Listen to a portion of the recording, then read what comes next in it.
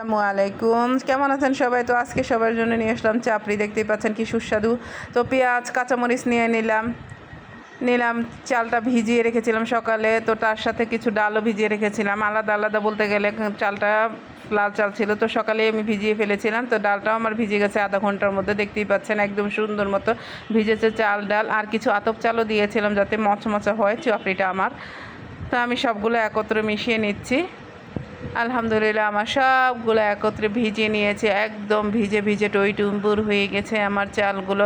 দেখতেই পাচ্ছেন ভালো মতো মিশিয়ে নিচ্ছি, যা মিশে মিশে একাকার হয়ে যাচ্ছে একে অপরের সাথে। তো আমার মেশানো হয়ে গেলে আমি এই পেঁয়াজ আর এগুলো কিন্তু কাঁচা মরিচ, এগুলো গাছের থেকে নামানো হয়েছে, তো একদিন পরে পেকে গেছে। তো আমি কাঁচা মরিচ পেঁয়াজ আর ধনিয়া পাতা নিয়ে নিয়েছি এই চালগুলোর সাথে একত্রে ব্লেন্ড করে নিব এর জন্য। তো দেখতে পেতেছেন এই তো ধনিয়া পাতা আমাদের গাছের। তো আমি এগুলো ব্লেন্ড করে নিতেছি। দেখেন মাশাআল্লাহ ব্লেন্ডারে তো দিয়ে দিছি, আল্লাহর রহমতে ঘুরতে আছে। তো এই তো দেখেন কি সুন্দর করে ঘন হয়ে আসছে। তো এরকম ঘন করেই চাপড়িটা তৈরি করা হয় আমার শ্বশুর বাড়িতে।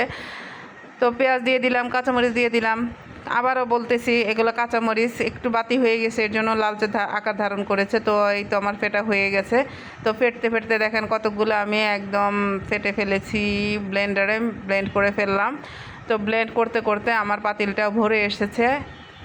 তো দেখতেই পাচ্ছেন কি আকৃতিতে আমি কাজ করতে থাকি, আমি এত কাজের মানুষ। তো এই তো আমার শেষ মুহূর্তেরগুলোও আমি ভরে নিচ্ছি, আমার শেষ হয়ে আসতেছে চাপড়ির গুলাটা। তো লাস্ট মুহূর্তের ফিনিশিংটাও আপনাদেরকে দেখিয়ে দিলাম। তো ধনিয়া পাতাটা আমি ব্লেন্ড করেছি, সেটা স্কিপ হয়ে গিয়েছে। তো ধনিয়া পাতাটা এই তো দেখেন আমি ভালো মতো মিক্স করে নিচ্ছি। এটার মধ্যে যদি কোনো দানা দানা থেকে থাকে সেটা আমি আবার ব্লেন্ড করবো। এর জন্য এই মন মস্তিষ্ক নিয়ে আমি চাপড়ি বানাতে বসেছিলাম, কি বলবো আর বলেন।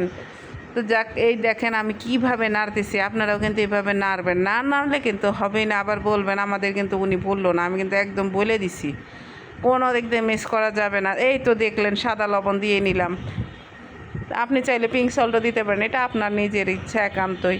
তো দেখতে পাচ্ছেন আমি এখন দিয়ে এটাকে নেড়ে নেব ভালো মতো, যাতে যার যার নিজের ইচ্ছা মতো এটা লবণটা আমি দিয়ে দিলাম। আমাদের একটু লবণটা কম খায়। তো আমি এখন তাওয়াটা গরম করে নিতেছি। আমাদের বাঙালি তাওয়া, এর জন্য আমরা ননস্টিকি ইউজ খুব কম করি। তো আমি বাঙালি তাওয়ার মধ্যে চাপড়িটা খুব সুন্দর মচমচে হয়ে যায়, এই কারণে বাঙালি তাওয়ার মধ্যে করে নেওয়া হচ্ছে। তো বাঙালি তাওয়াটা গরম হতেও তো একটু সময় লাগে, যেহেতু বাঙালির ব্যাপার, বুঝতেও সময় লাগে, করতেও সময় লাগে।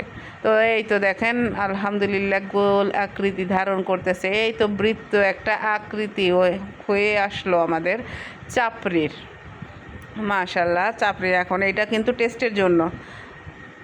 তো আমাদের চাপড়ি হয়ে গেছে, আবার কেউ খাবে, কেউ বলে না কেমন হয়েছে, দেখেন কেমনটা লাগে। ওই যে দেখেন একটা দানা বাইর হয়ে গেল, এত খোঁজার পরও যদি এমন হয়, চিরুনি দিলাম, সার্চ করলাম, তাও হইল না। এখন এই যে দেখেন একটা পাইয়া গেছি, এখন কী করুম, যা এইখানে সিদ্ধ হয়ে যাক, এটা খেয়েই ফেলবো, বিএস যেভাবে করা যায়। তো দেখেন আমার এই তো দেখেন কি সুন্দরভাবে চাপড়িটা হয়ে গেছে। দিলাম এখান দিয়ে খোঁচা, দিলাম ওইখান দিয়ে খোঁচাইয়ে আমি চাপড়িগুলার উঠানোর চেষ্টা করতেছি। তো দেখেন কি সুন্দরভাবে হয়েছে, যা আল্লাহ ভাঙিয়ে গেছে গা, কিছু মনে করেন না, আমি আবার উঠে দেখাবো আপনাদেরকে। এই তো উঠানোর পালা আরেকটা শুরু হয়েছে। এই তো দেখেন এদিক দিয়ে খোঁচা, ওদিক দিয়ে খোঁচা, তো খোঁচাইয়া আমি উঠাইতেছি। তো দেখেন সুন্দরভাবে এটা হয়ে গেছে, এর জন্য তাড়াতাড়ি উঠতেছে। আবার মনে করেন না খোঁচায় আমি উঠায় ফেলতেছি, এটা কিন্তু কমপ্লিট হয়েই গেছে। এই তো সুন্দরভাবে আমার চাপড়িটা হয়ে গেছে।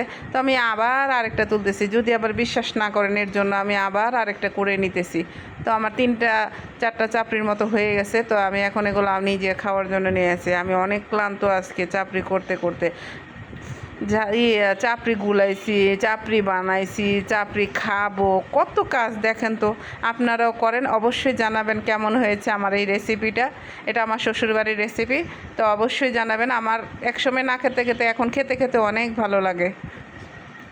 তো মজাদার এক চাপড়ি নরম হয়ে গেছে, দেখতেই পাচ্ছেন কেমন নরম হয়েছে।